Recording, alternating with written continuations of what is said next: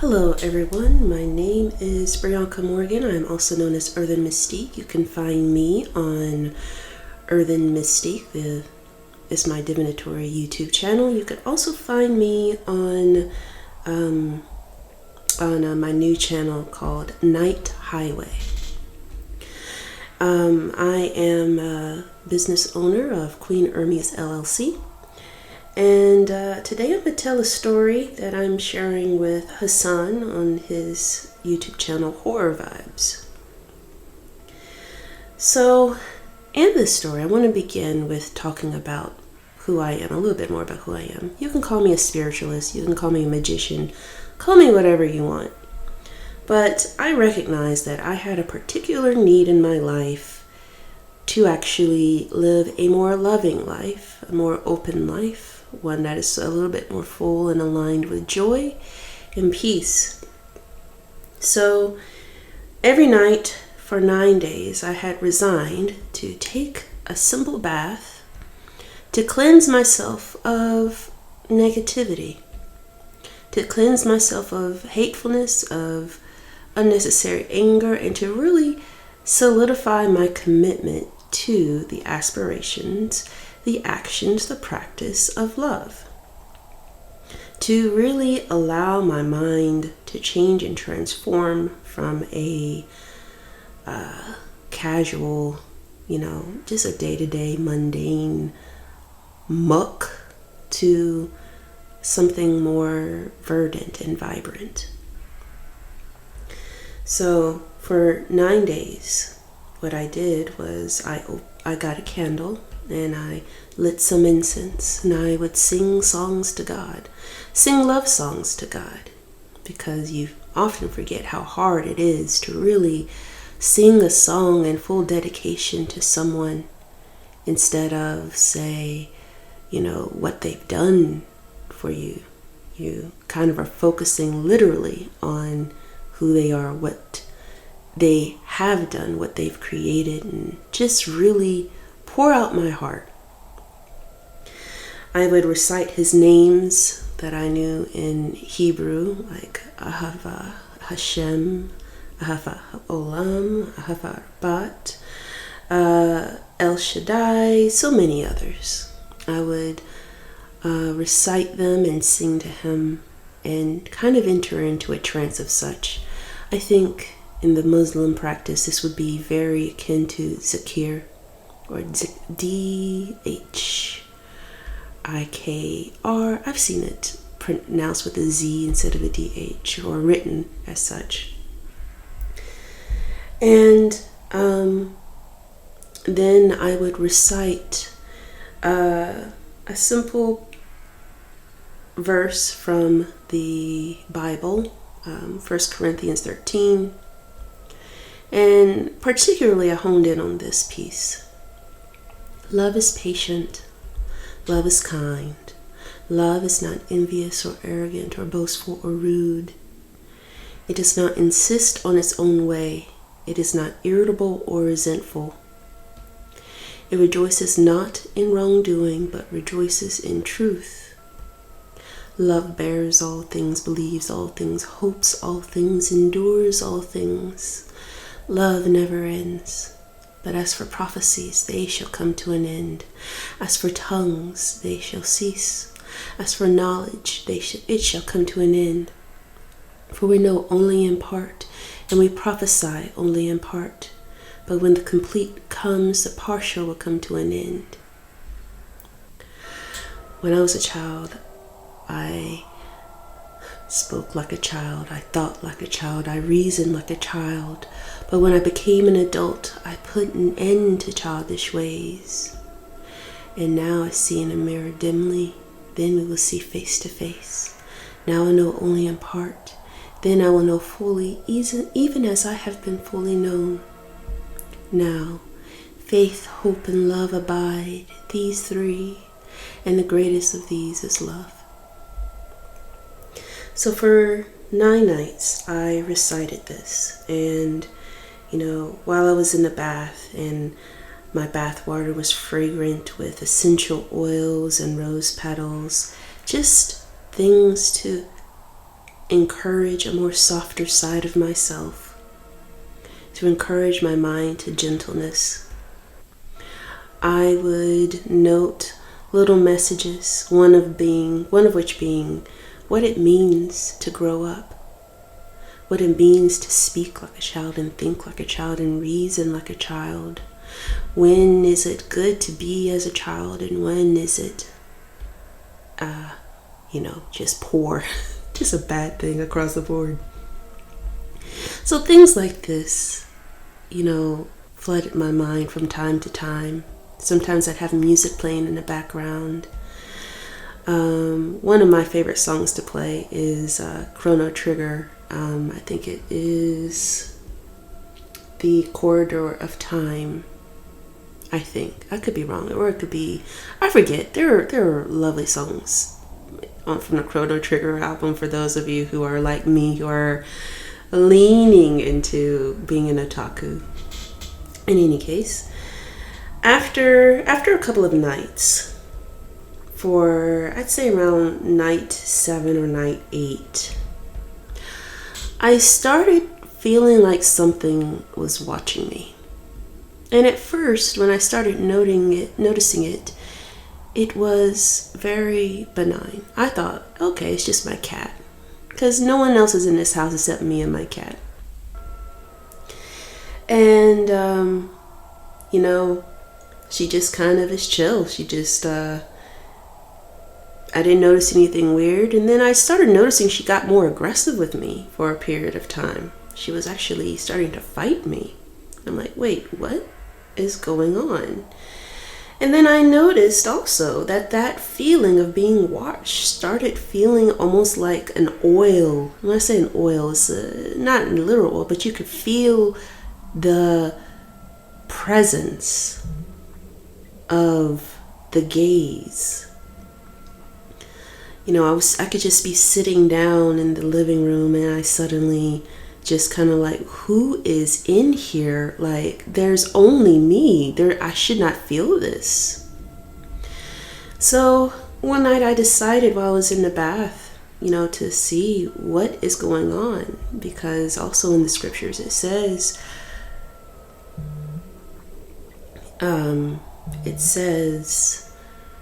for God has not given you a spirit of fear, but of power, love, and a sound mind. So I know that indulging in the fear is not a way to cultivate love at all. If anything, it's an antagonism to love. So while I was in the bath, I allowed the image of the gaze to pop up, and I saw a door having been cracked, and someone was looking through the door.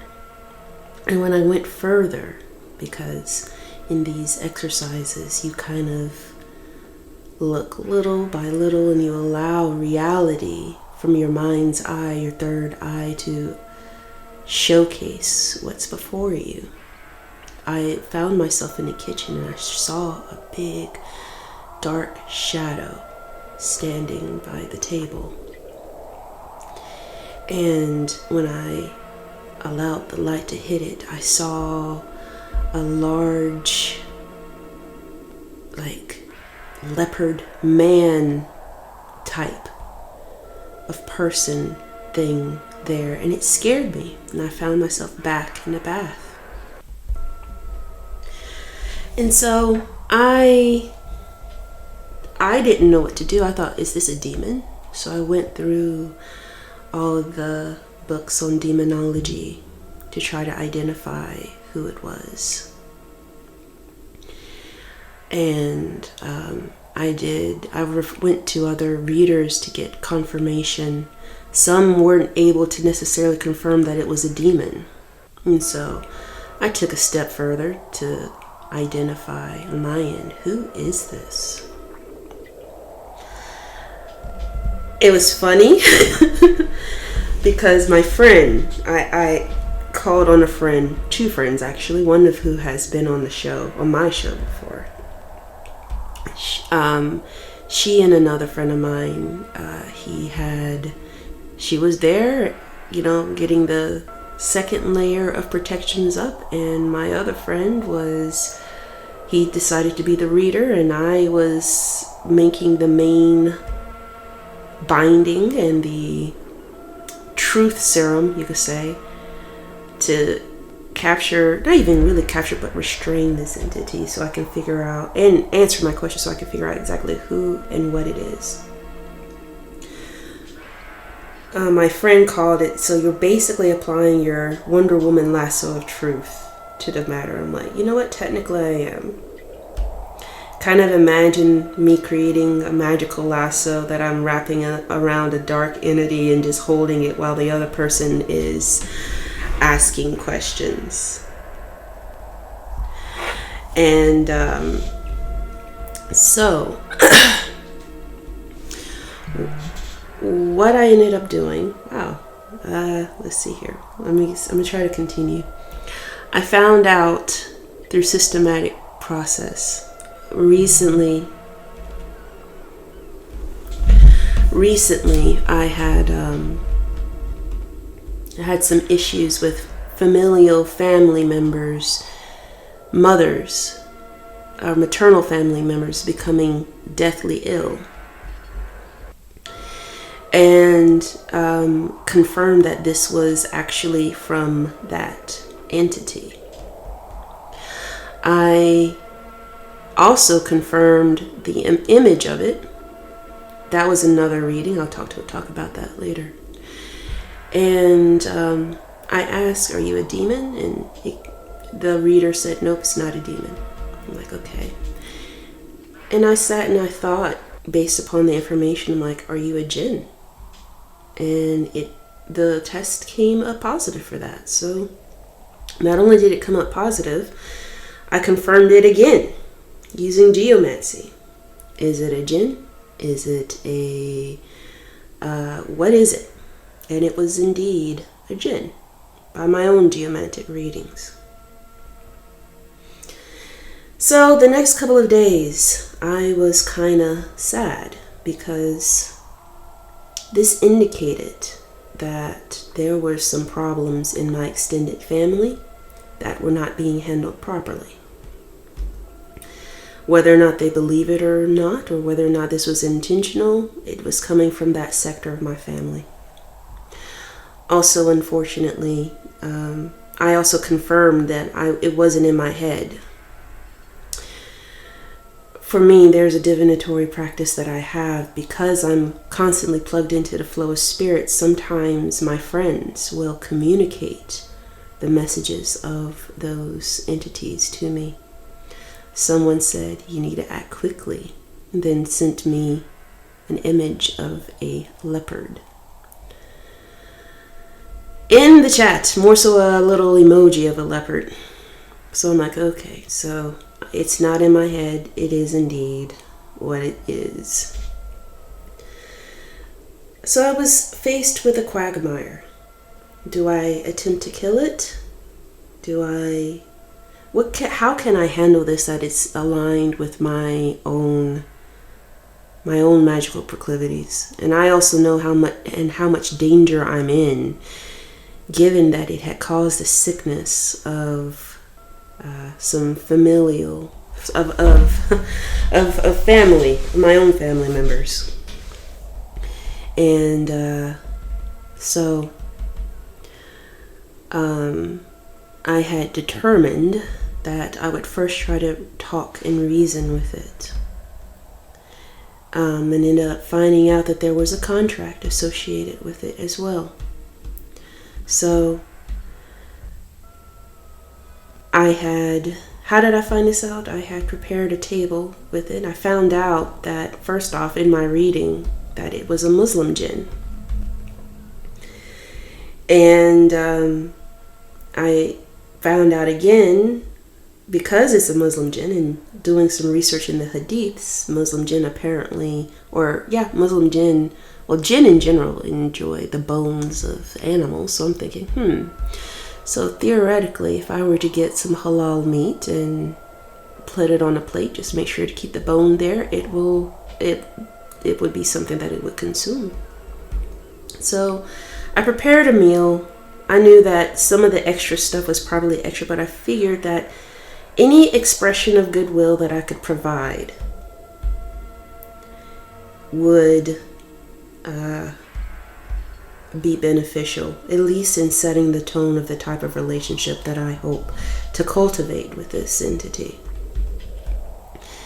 So when it came to the table, and I felt it come to the table, by the way, I don't necessarily always have spiritual sight. I would often prefer having spiritual sound, being able to hear, being able to feel, as opposed to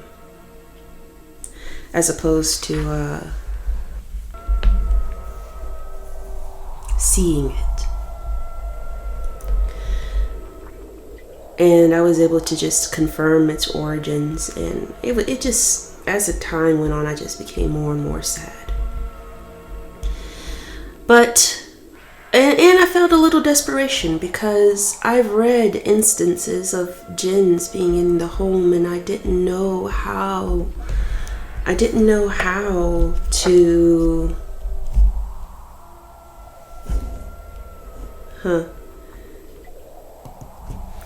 I didn't know how to capture it and guarantee its capture. But after some encouragement from a friend of mine, another friend of mine in South Carolina, I felt confident enough to, and after looking through my stuff, I realized I can adapt what I have to capture it. And I did. And there was as I was in the process of capturing it, I heard it tell me to shut up. And again, I learned also in these cases, you don't necessarily allow fear to hamper you. You go in and you do the thing. I even felt, as I progressed, I felt a particular ally further commanded into submission. And it was, you could say it was a spirit of love. You could say it was spirit of the waters. Who knows? It was I can even feel my voice change that spirit, that benign spirit settled on me. And it was drawn into a black stone, because again, I know that Muslims love black stones, so I got one and wrote a verse on it, and it's there now. So now the room is clear. I don't feel that oppressive heaviness coming from it anymore. I don't feel like anything is watching me or looking at me or hunting me down. Now I just need to create a box for it. And my hope is that I can, after creating the necessary seals and bindings upon the box, so we'll have 3 layers of bindings upon it, I can maybe cultivate a more benign relationship with it, and perhaps create a better contract than the one that it had forged before it had appeared to me. Anywsies, that's the story. I would like to thank all who are listening for their time and attention. Until next time, thank you. Have a nice day. Especially thanks to Earth and Mystic from America for sharing your story, and hope you people like the story. If you like the story, then tell us on comment box. If you want to tell your story, check out our comment box. Our number is pinned in comment box. On that number you can send us your voice note or audio call. If you like the story, share this with your friends and family members, and like, share and subscribe our channel. Thank you.